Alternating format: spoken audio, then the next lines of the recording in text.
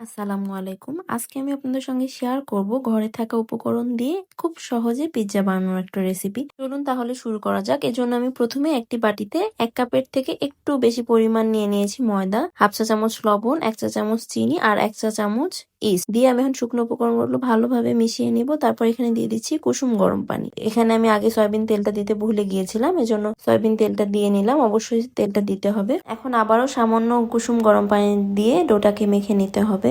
Spatula দিয়ে প্রথমে এই ডোটাকে মাখিয়ে নিতে হবে। তারপর এমন হয়ে আসলে হাতে সয়াবিন তেল মেখে ডোটাকে ভালোভাবে ময়ান দিতে হবে 5 থেকে 6 মিনিটের মতো। ডোটা যত ভালোভাবে ময়ান দেওয়া যাবে পিৎজার রুটিটাও কিন্তু ততটাই সফট হবে। ডোটা ময়ান দিতে দিতে যখন একদমই আর হাতে লেগে থাকবে না তখন বুঝতে হবে ডোটা রেডি হয়ে গিয়েছে। তখন ডোটাকে ঢাকনা দিয়ে ঢেকে 1 ঘন্টার মতো কোনো গরম জায়গায় রেখে দিতে হবে অ্যাক্টিভ হওয়ার জন্য। এখানে আমি 100 গ্রাম বোনলেস চিকেন নিয়ে নিয়েছি। এর মধ্যে আমি দিয়ে দিচ্ছি লবণ, মরিচের গুঁড়া, জিরার গুঁড়া, গরম মশলার গুঁড়া, সামান্য পরিমাণ আদা রসুন বাটা ও 1 চা চামচ সয়া সস।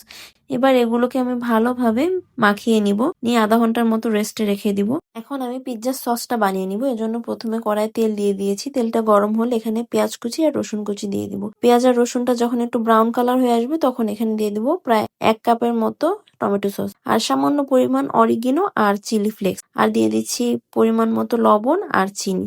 তারপর 2 থেকে 3 মিনিটের মতো নাড়াচাড়া করে নামিয়ে ফেললেই রেডি হয়ে গেল পিৎজা সস। আপনারা কিন্তু বাজার থেকে কেনা পিৎজা সসটাও এখানে ইউজ করতে পারেন। এবার পিৎজা সসের যে তেলটা ছিল একই তেলে আমি পেঁয়াজ কুচি আর রসুন কুচি দিয়ে দিব। তারপরে আগে থেকে মেরিনেট করে রাখা চিকেন গুলো আমি দিয়ে দিব। দিয়ে একসঙ্গে আমি ভেজে নেব 2 থেকে 3 মিনিটের মতো। 2 থেকে 3 মিনিট ভাজা হয়ে গেলে আমি এখানে দিয়ে দিচ্ছি পানি। সামান্য পানি দিলে এখানে হবে, যেহেতু চিকেন গুলো একদমই ছোট ছোট পিস করা। তারপর পানি দিয়ে ঢাকনা দিয়ে ঢেকে আমি 3 থেকে 4 মিনিটের মতো রান্না করে নিব। চিকেনটাকে এ পর্যায়ে বেশি ড্রাই করে ফেলা যাবে না, কারণ এটা পিৎজা বানানোর সময় আবার বেক হবে। 1 ঘন্টা রেস্টে রাখার পর ডোটা একদম পারফেক্ট হয়ে গিয়েছে পিৎজা বানানোর জন্য। আমি এখন ভালোভাবে পাঞ্চ করে বাবলগুলো বের করে দেব আর হাত দিয়ে এই পর্যায়ে আরো 3 থেকে 4 মিনিটের মতো ভালোভাবে মথে নেব, যতক্ষণ না পর্যন্ত ফ্লাফি একটা ডো রেডি হয়ে যায়। এখন আমি পিৎজা যে পাত্রে বানাবো সে পাত্রে সামান্য পরিমাণ সয়াবিন তেল দিয়ে ভালোভাবে মাখিয়ে নেব।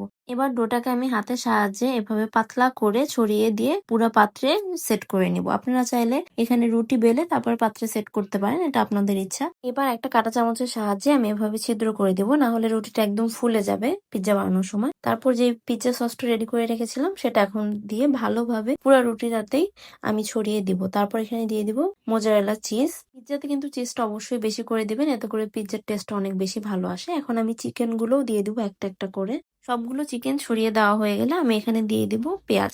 আপনারা এখানে আপনাদের পছন্দ মতো যে কোনো ভেজিটেবল দিয়ে করতে পারেন। আমি এখানে পেঁয়াজ আর কাঁচামরিচ দিয়েছি। আমি যেহেতু বলেছি ঘরে থাকা উপকরণ দিয়ে আমি আপনাদের সঙ্গে পিৎজার রেসিপিটা শেয়ার করব। আপনারা চাইলে এখানে আপনাদের পছন্দ মতো ক্যাপসিকাম, ব্ল্যাক অলিভ যে কোনো কিছু দিয়ে সাজিয়ে নিতে পারেন। আমি এখানে একটি পাত্র আগে থেকে প্রায় 10 মিনিটের মতো প্রিহিট করে নিয়েছি। এরপর ঢাকনাটা দিয়ে ঢেকে আমি ঢাকনার ছিদ্রটা একদম বন্ধ করে দিয়ে প্রায় 30 মিনিটের মতো পিৎজাটা আমি বেক করে নিয়েছি। 30 মিনিট পর দেখতেই পাচ্ছেন পিৎজাটা কত সুন্দরভাবে ফুলেছে এবং দেখতেও কিন্তু অনেক লোভনীয় হয়েছে। আমি একটি কাঠি দিয়ে চেক করে নেব যে ব্রেডটা ভালোভাবে কুক হয়েছে কিনা। দেখতেই পাচ্ছেন কাঠিটার সঙ্গে কোনো কিছুই লেগে নেই, তার মানে বুঝতে হবে পিৎজাটা ভালোভাবে বেক হয়েছে। আমি এখন পিৎজাটা কেটে আপনাদের সঙ্গে শেয়ার করছি। ভালোভাবে লক্ষ্য করলে বুঝতে পারবেন যে ব্রেডটা কতটা সফট হয়েছে। ভিডিওটি ভালো লাগলে অবশ্যই আমার পেজটাকে ফলো দিয়ে পাশেই থাকবেন। ধন্যবাদ।